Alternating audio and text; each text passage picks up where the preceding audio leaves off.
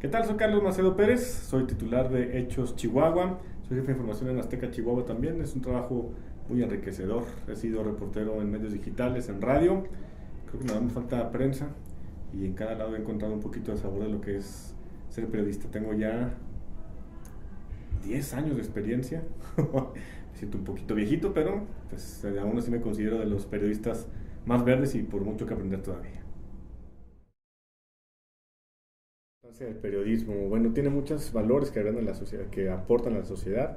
Para empezar, decimos que el primer paso para resolver un problema es localizar el problema. Y los periodistas somos muy buenos para estar buscando problemas, ¿no? Algunos lo consideran un vicio, pero es parte de una búsqueda de soluciones, pues encontrar lo que le aqueja a la sociedad para así poder empezar a buscar soluciones, no solo con el gobierno. A veces muchos creen que nada más estarle tirando a los gobiernos, también a veces es simplemente decir que existe tal problemática y a veces sale alguna asociación civil o alguien que se anima a tomar cartas en el asunto y a generar la solución. Nosotros como medios, pues nuestro granito de arena es eso, ¿no? Poner primero la denuncia. Está también nuestra función como auditores. De repente es bueno tener contrapesos a los llamados poderes, sea político, sea de otro tipo.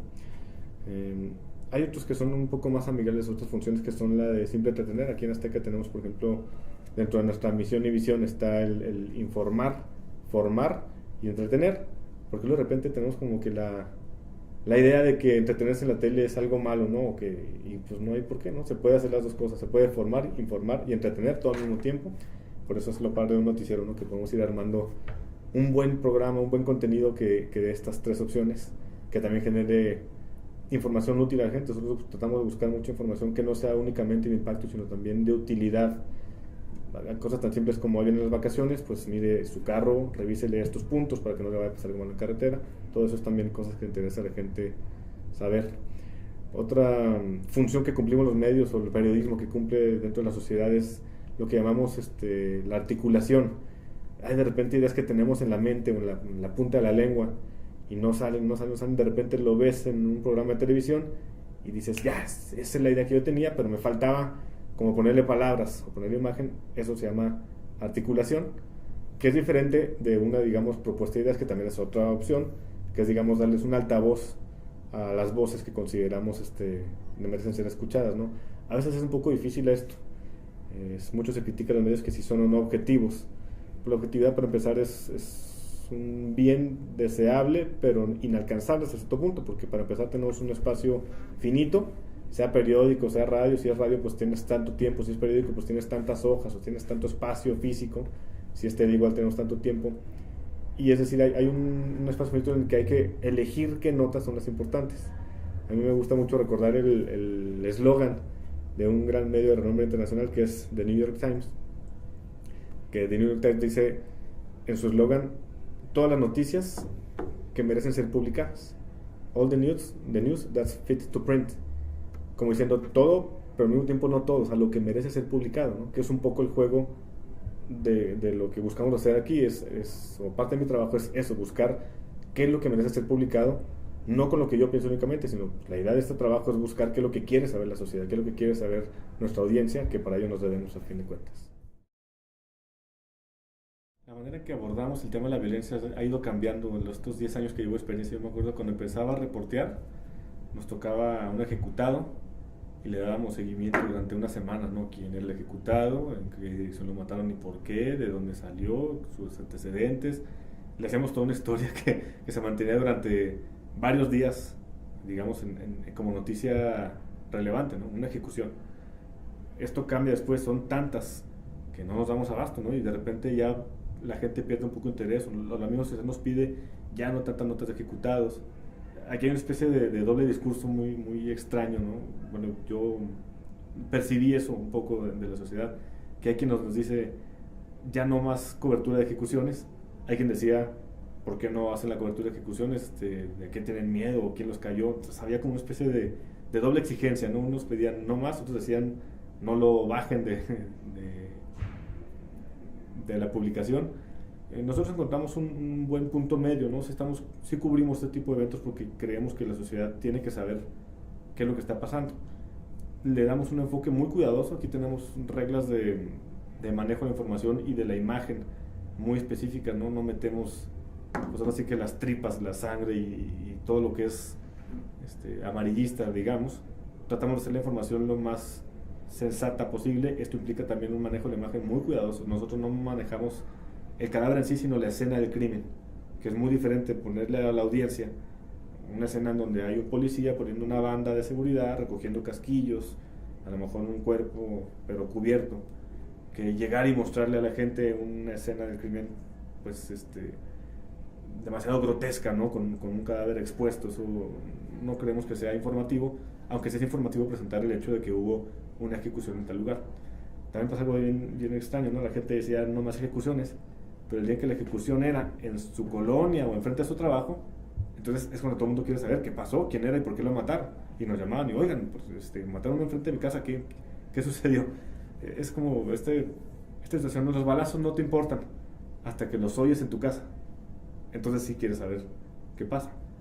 Es difícil manejar, pero creo que hemos encontrado un buen equilibrio. Otra cosa que nosotros hemos cambiado aquí en Azteca y eso es algo muy de Azteca, Chihuahua, de lo que yo me siento un poco orgulloso, aunque nos ha costado cierto número de críticas, ¿no? Es el manejo de las presentaciones de presuntos delincuentes. La policía agarra a un presunto delincuente y lo presenta generalmente a los medios como el culpable de tal o cual delito, desde delitos menores hasta delitos de alto impacto como secuestros, asesinatos o multiasesinatos, ¿no? Nosotros empezamos a hacer algo que era taparles el rostro a los presentados y omitir su nombre. Y es donde viene la controversia, ¿no? Muchos dicen, ¿por qué defiendes criminales? No defendemos criminales, defendemos el justo proceso, lo que se llama el debido proceso de derecho, en donde a una persona no se le puede enjuiciar mediáticamente antes de que llegue un juicio, pues con todas las de la ley, con la presentación de pruebas, con un abogado, con un juez, con gente capacitada en llevar un juicio o un caso de este tipo.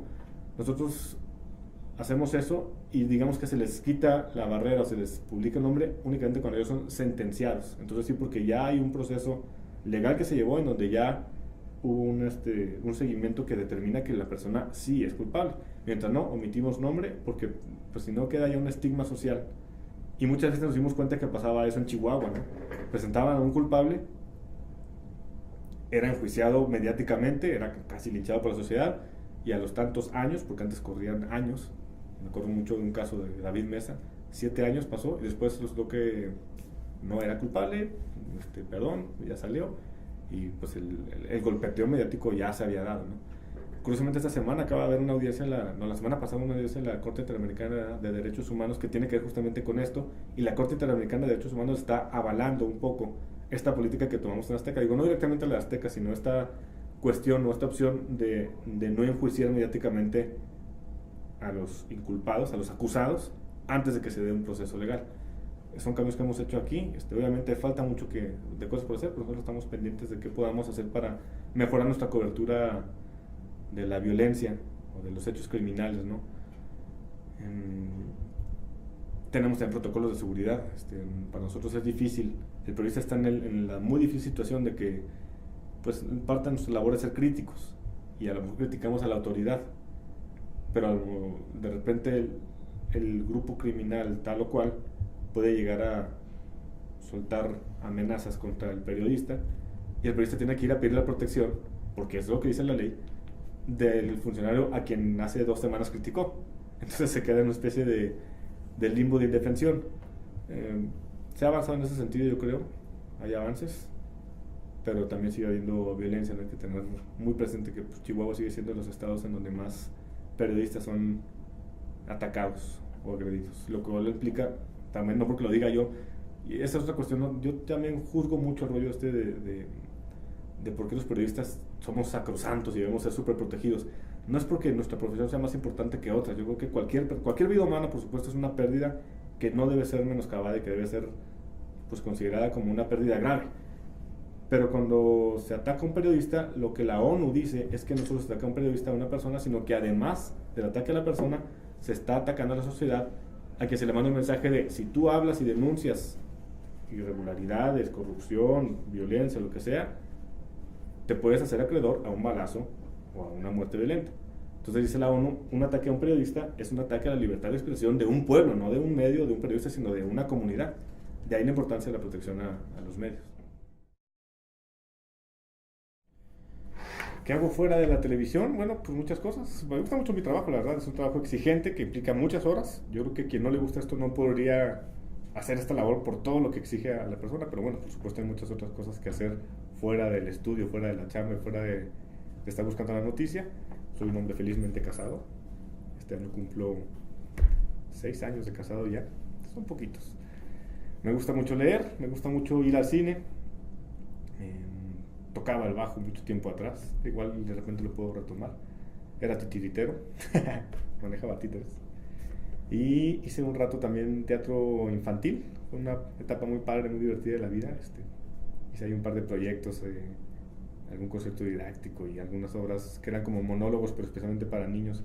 Entonces como más divertido y más padre porque el niño es un público más difícil y sincero, ¿no? El niño no te va a aplaudir por cortesía. Si no lo entretienes, se levanta y se va. Entonces no te das cuenta, lo padre es que te das cuenta inmediatamente de si tu actuación está o no causando un impacto positivo.